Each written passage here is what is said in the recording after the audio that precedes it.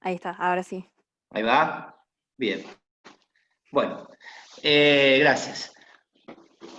Bien, entonces decíamos que hubo ciertas excepciones y que incluso todas las constituciones en general, no todas, no le puedo decir todas, pero muchas constituciones diseñan o dicen que bajo situaciones excepcionales se pueden emitir, es decir, el Poder Ejecutivo puede emitir disposiciones de carácter general y obligatorio.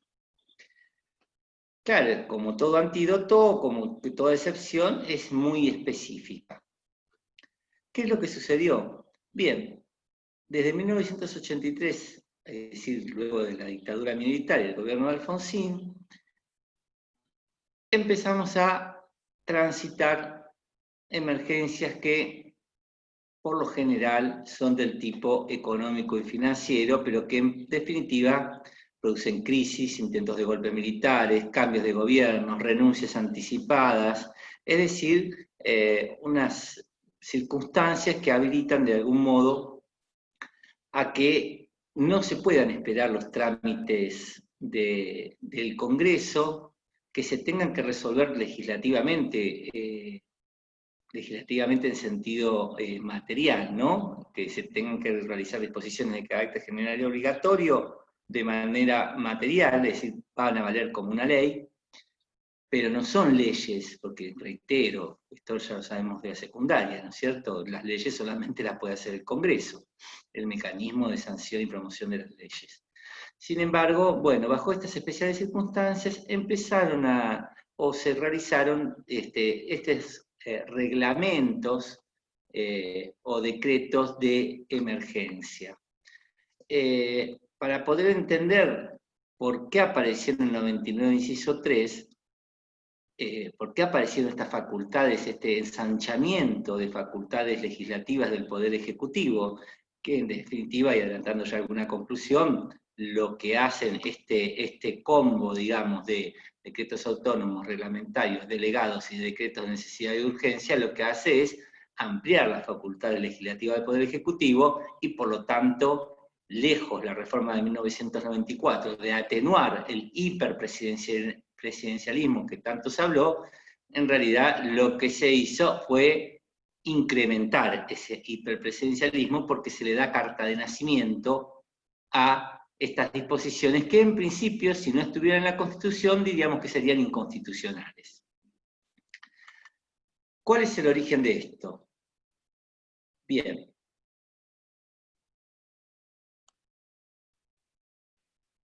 El antecedente que tenemos, digamos, para que exista el 99 inciso 3, antes hubo un precedente de la Corte, que fue el famoso fallo Peralta. Esto lo va a entrar en cualquier libro o apunte que ande circulando. Y fue un caso en el cual el gobierno de Menem, ante una de nuestras recurrentes crisis financieras y económicas, se dictó a unos bonex, o sea, la gente tenía dólares depositados, le dijeron que le iban a de un ministro de Economía, dijo, el que deposita dólares le vamos a devolver dólares, pero lo cierto es que lejos de devolverle dólares, le devolvieron un bono que decían que le iban a pagar en tantos años el equivalente. Hay una película que ahora todavía la están repitiendo, una película argentina muy cómica, tragicómica, que se llama La Odisea de los Giles, que trabaja Ricardo Darín. La verdad que si la quieren ver se las recomiendo, y explica precisamente esta crisis económica que hizo que la gente que tenía la plata depositada en los bancos en dólares no los pudiera retirar. Así que les recomiendo la película para que la vean. Bien, entonces, ¿qué es lo que nos sucede? Bien, se devuelven pesos, no se devuelven los dólares, el señor Peralta va a la corte, y toda esta regulación en la cual se sostuvo que los dineros que estuvieran ahorrados no se iban a devolver en la moneda de dólares, sino en un bono, se hizo mediante un decreto de emergencia. Dijo, yo no puedo esperar al Congreso. Se imaginan que si un día viernes, por ejemplo, ministro de Economía actual o el de cualquier gobierno dice, mire, la plata que tiene la gente encanutada en dólares, se la vamos a sacar y le vamos a dar un bono, ¿ustedes qué creen que va a suceder? Manda el proyecto de ley al Congreso, a la Cámara de Diputados, lo tratan en comisión, va a la Cámara de Senadores. Es decir, durante todo ese tiempo, cualquiera que lea el diario, por lo menos, lo que va a hacer es sacar inmediatamente esos depósitos para que no le quede capturado por el famoso corralito. Es por eso que se tomó esa medida drástica de un día para el otro, en el cual la gente no pudo sacar el dinero, precisamente porque fue un decreto de necesidad y urgencia, y allí viene el argumento. Los requisitos que sirvieron para dictar este decreto, en principio muchos autores dijeron, como Vidal Campos, algunos dijeron, bueno, está claro que hasta antes de 1994 no era posible dictar disposiciones de carácter general y obligatorio, es decir, leyes, solamente estaban los decretos autónomos y los decretos reglamentarios. Sin embargo, hubo prácticas que podríamos decir que en ese momento hasta eran inconstitucionales, por ejemplo, en el gobierno de Alfonsín, el cambio de moneda ante una crisis económica que era el peso se llamó el austral, y eso se hizo por un decreto. Pero cada vez se fue inflacionando más, es decir, cada vez se echó a manos más el presidencialismo diciendo que no podía esperar al Congreso y que necesitaba una medida urgente y dictar estas disposiciones bajo el paraguas de decir que era una emergencia y que era algo excepcional. ¿Qué pasa? Bueno, en el 90 llega el caso a la Corte, el primer caso que se cuestiona un decreto de emergencia, un reglamento de emergencia. Desde el punto de vista constitucional, la Corte tendría que haber dicho, mire, no estaba en la Constitución, es una competencia que está asumiendo que no le corresponde y por lo tanto es inconstitucional. Sin embargo, en la década del 90, esa Corte fue luego conocida como la Corte menemista, la de la mayoría automática. ¿Qué es lo que dijo? Bien, una primera nivel de análisis fue cuál era la situación del país en ese momento. Y sostuvo como primer punto que era una situación de riesgo social extremo.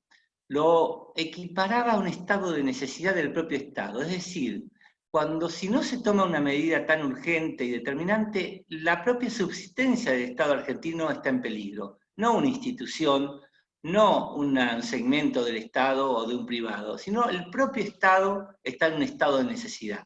Esa es una situación fáctica, es una situación de hecho.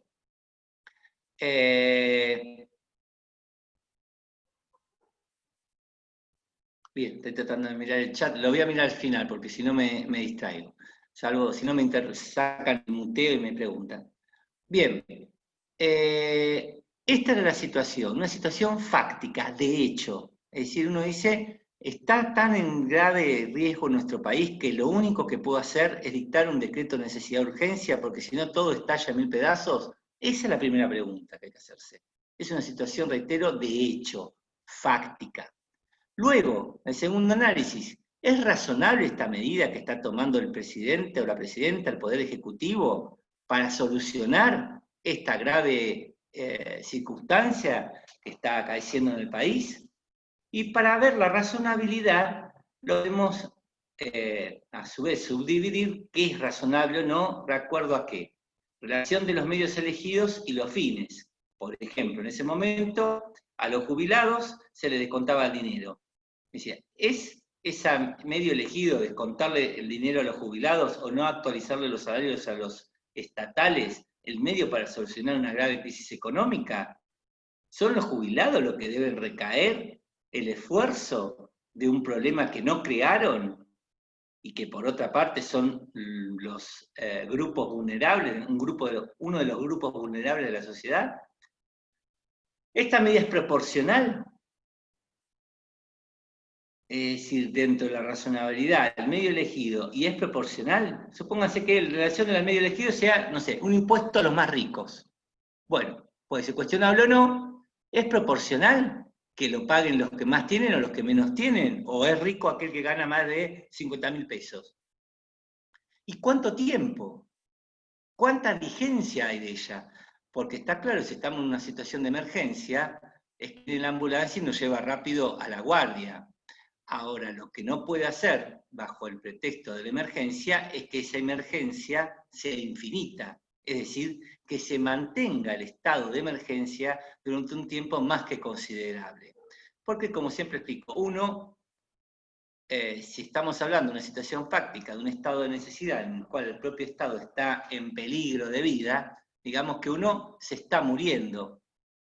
Ahora, uno no se puede estar siempre muriendo. O se muere o se salva y se recupera.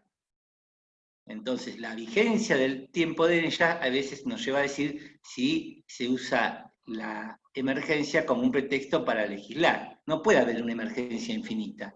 No puede haber una emergencia que sirva para, bajo este paraguas, se legisle el Poder Ejecutivo sin tener en cuenta el Congreso.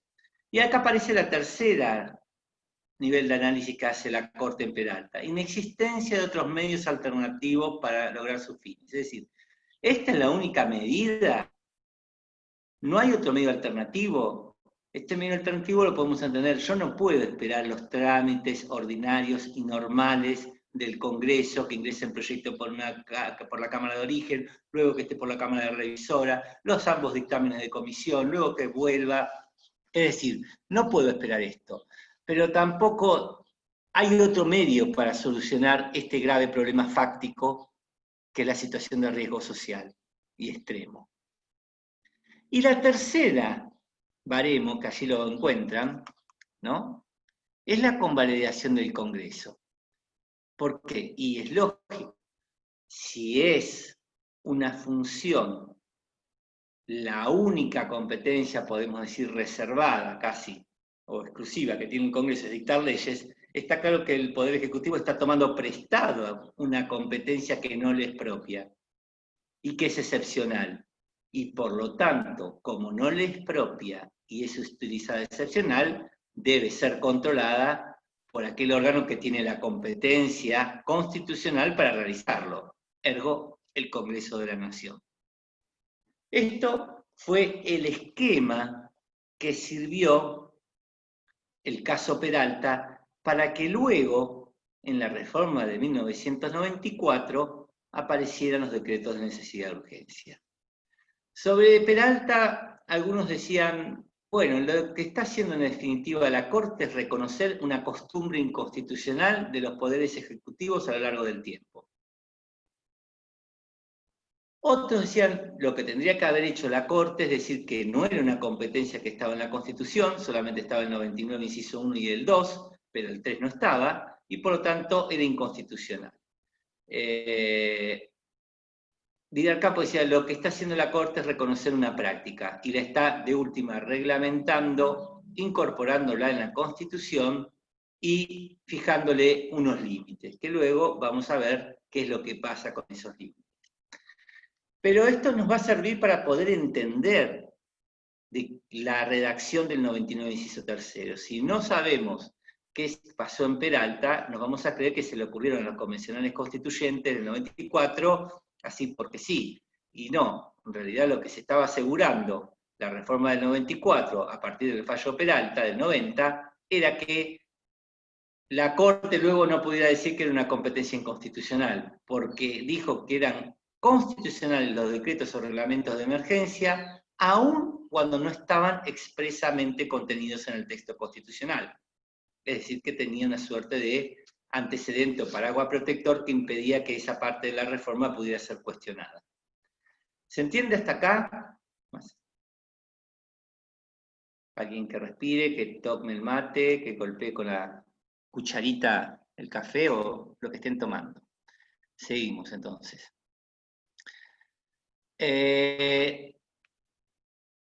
¿Cómo quedó redactada la norma? Bueno, siempre yo les digo que cuando nos recibimos de abogados y abogadas y empezamos a leer las leyes, ahora ustedes que siguen y les faltan bastantes materias, siempre que hay un gran declaración de principio en la Constitución, en la ley, en los decretos, una gran elocuente declaración de principios como esta, del 99, inciso tercero, por lo menos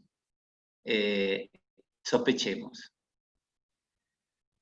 ¿Qué nos dice el 99, inciso tercero? El Poder Ejecutivo no podrá en ningún caso, bajo pena de nulidad, fíjense, bajo pena de nulidad absoluta e inscenable, emitir disposiciones de carácter legislativo.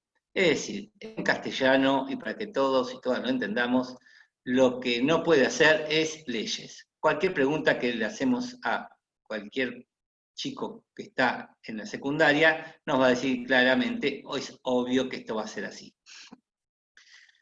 Ahora bien, dentro de tal principio viene el segundo párrafo, y ese es el que siempre nos dice la verdad de lo que sucede. Por eso yo decía que guarda con las grandes declaraciones de los primeros párrafos de los artículos o incisos, porque luego si viene un punto y aparte, una coma o un pero, aparece el segundo párrafo. ¿Qué nos dice? Nos dice Peralta. Nos está traduciendo qué es lo que había dicho la Corte en Peralta. Solamente cuando circunstancias excepcionales hicieran imposible seguir ¿qué? Los trámites previstos por la Constitución para la sanción de las leyes. Es decir, circunstancias excepcionales, estamos hablando de circunstancias de hecho, situación de riesgo social.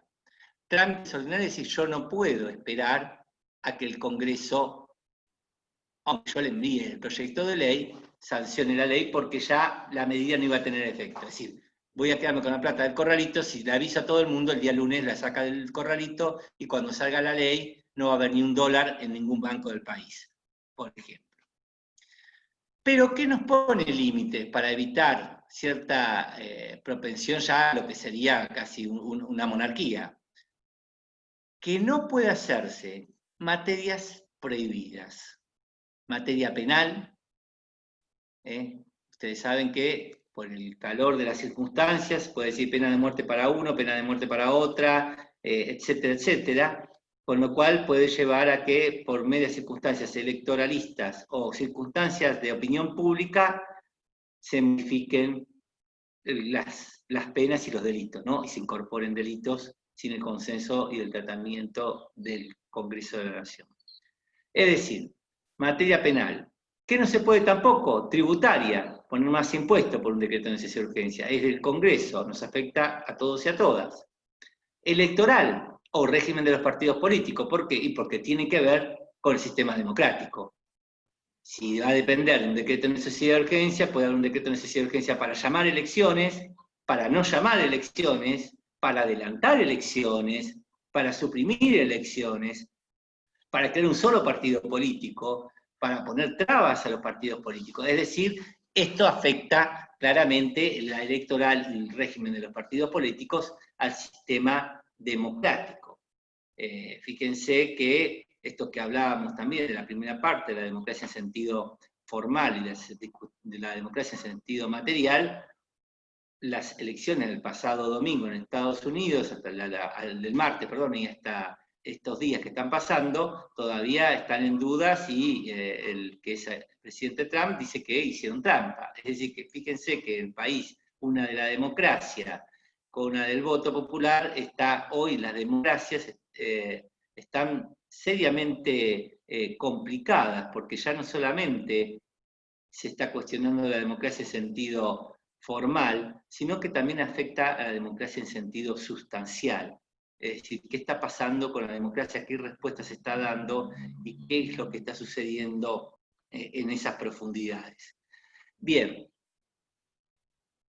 hay una quinta prohibición que no está expresamente en el 99, inciso 3, pero que sí surge de la propia Constitución. Y esto le gusta preguntar al doctor Jiménez, así que se los aclaro. La quinta es, no se puede hacer, si decíamos que afecta a la democracia, al régimen electoral o de los partidos políticos, algo todavía superior y que tiene que ver con la sustancia democrática y la sustancia constitucional, la democracia en sentido material. No se puede hacer por un decreto de necesidad de urgencia una reforma constitucional. Como bien ustedes estudiaron en la primera parte de la materia, saben que es un mecanismo complejo, que se necesita una asamblea, que se necesita una mayoría calificada, que se necesita un órgano ad hoc que es la Convención Constituyente, es decir, que no se puede tampoco hacer. Esos son los límites. Las 4 materias expresamente prohibidas, más una quinta implícita, que sería pretender hacer una reforma constitucional mediante un decreto de necesidad de urgencia. Bien. ¿Cuáles son las pautas o los requisitos? El Acuerdo General de Ministros, es decir, todos los ministros deben firmar y ser refrendado por el jefe de gabinete. ¿Qué es lo que debe hacer? Si decíamos, fíjense acá el punto 3 de Peralta, con validación del Congreso, es decir, si ese decreto de necesidad de urgencia se dictó, luego lo debe controlar ¿quién? La Comisión Bicameral Permanente, que es la encargada de controlar los decretos de necesidad de urgencia, precisamente para tratar de tener un control de una competencia que les es propia. ¿Qué es lo que ha sucedido? Los decretos de necesidad de urgencia, podríamos decir, bueno, se realizaron porque lo que hizo fue convalidar una costumbre que era inconstitucional, se constitucionalizó. Ahora bien, una vez que se constitucionalizó, ¿se hicieron estos límites? ¿Se sirvió como límite para que el poder o el hiperpresidencialismo no actuara? Yo les colgué en la página, en el aula virtual, la cantidad de decretos de necesidad de urgencia que cada presidente dictó desde el 83 a la fecha.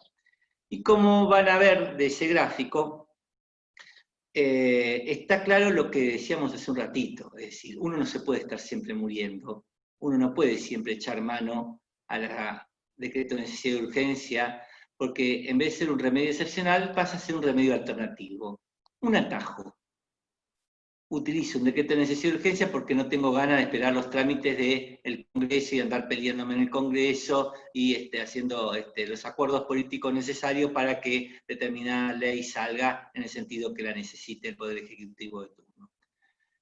Fíjense que ha habido durante un tiempo este remedio excepcional que estamos, que la Corte en Plata dijo un estado de necesidad del propio Estado, se llegó a utilizar el decreto de necesidad de urgencia para hacer un feriado nacional. O sea, fíjense cómo se ordinarizó, cómo las pautas objetivas de una situación fáctica han desaparecido casi. Se está utilizando como un comodín. Si quiero lo utilizo y si no, no.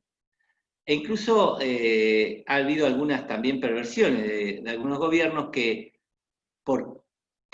realmente saltan los decretos de necesidad de urgencia. Esto Pablo Manili lo enfocó en un artículo el año pasado y el anteaño, si mal no recuerdo, en que hay una perversión en que ni siquiera en algunos casos se está utilizando el trámite del decreto de necesidad de urgencia.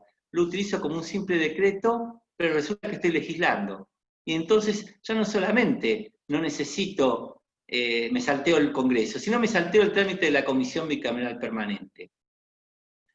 Es decir, que esto, lejos de haberlo encorsetado, le ha dado carne de nacimiento, pero digamos que esa criatura es incontrolable. Es un abuso por parte de los poderes ejecutivos, de todos los poderes ejecutivos, que tienden a utilizar los decretos de necesidad de urgencia para casi cualquier cosa.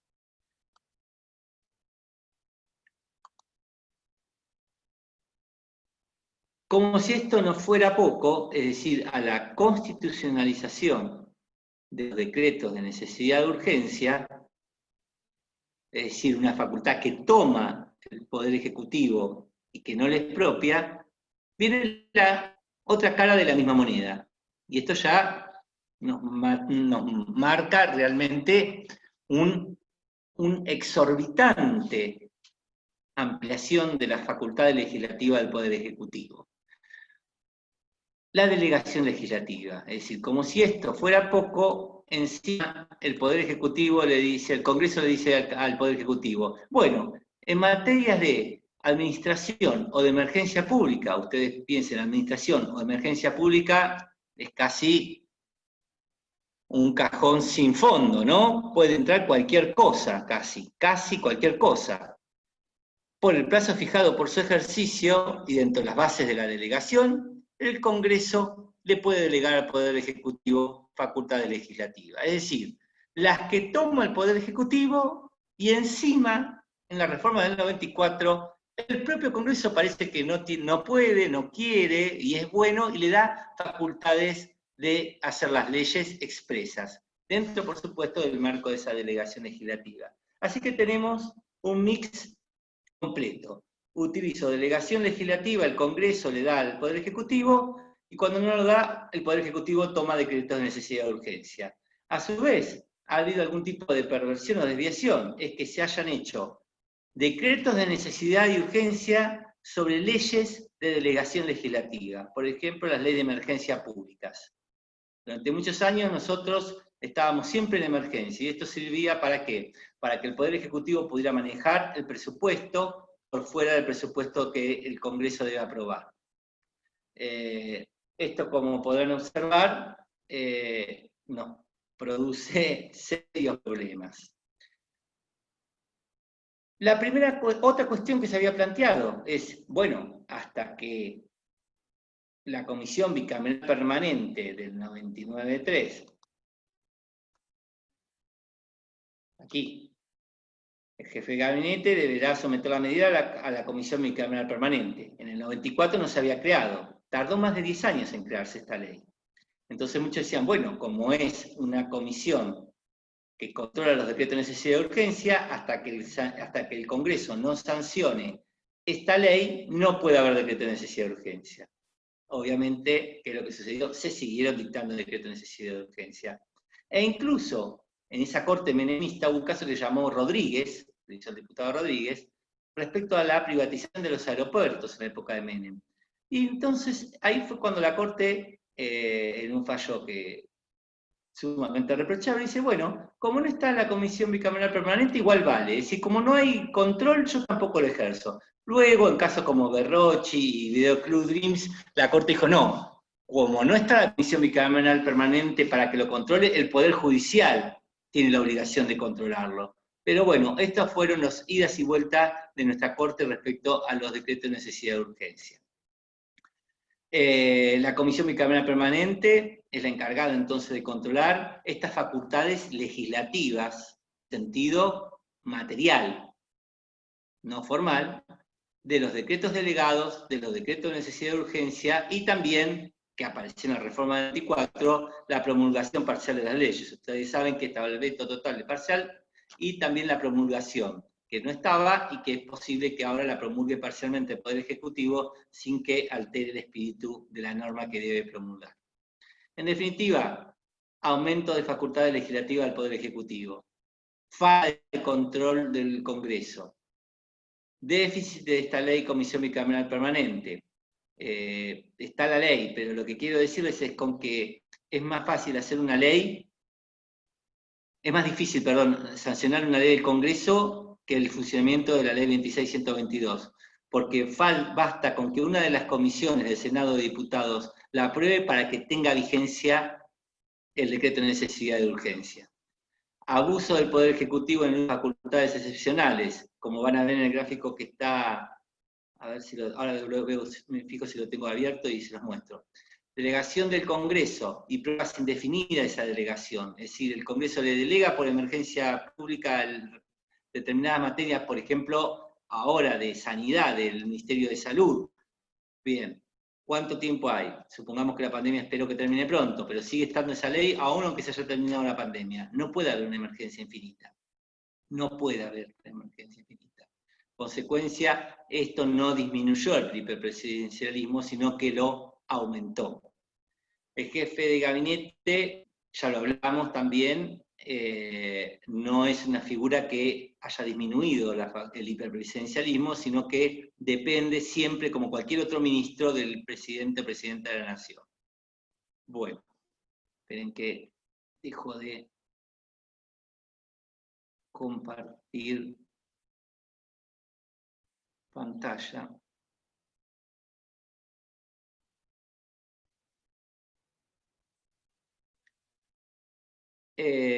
Y más o menos esta es la idea de la clase. No sé si tienen alguna pregunta o alguna duda.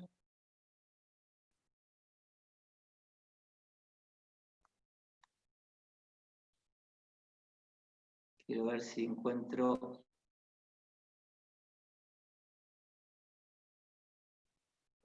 anoté. ¿Se entendió todo? ¿No se entendió? Los decretos que controla la Comisión Bicameral Permanente son los decretos de necesidad de urgencia, los decretos delegados y la promulgación parcial de las leyes. De todas maneras, parte de esta clase ya se la subí yo, más resumida, en el aula virtual. Pero si tienen alguna duda, no los quiero cansar, hay muchísima jurisprudencia de los decretos de necesidad de urgencia, poniéndole límites, en algunos casos diciendo que se excedió el Poder Ejecutivo, en otros casos diciendo que no, es decir que de acuerdo a las coyunturas van cambiando los criterios de la Corte, pero hoy podemos decir que estarían en principio bastante acotados. Sí hubo problemas con los decretos delegados, porque pasó durante muchísimo tiempo que todos los diciembres, pero acá también hay que hacerse cargo, el avance del Poder Ejecutivo también se debe al retroceso del Poder Legislativo, porque todos los años, en el mes de diciembre, las prórrogas de las delegaciones legislativas hechas por el Poder Legislativo al Ejecutivo, todas esas prórrogas por un año más de emergencia y se le da las facultades, las sancionaba y las aprobaba la Cámara de Diputados y la Cámara de Senadores. Es decir, uno avanza porque el otro retrocede también. Así que, bueno, si está claro, nos vemos la próxima. El lunes que viene van a tener clase con Agustín. ¿Hay alguna pregunta? Si no, nos vamos. Muchas gracias, profe. Nos vemos. Chao, chao.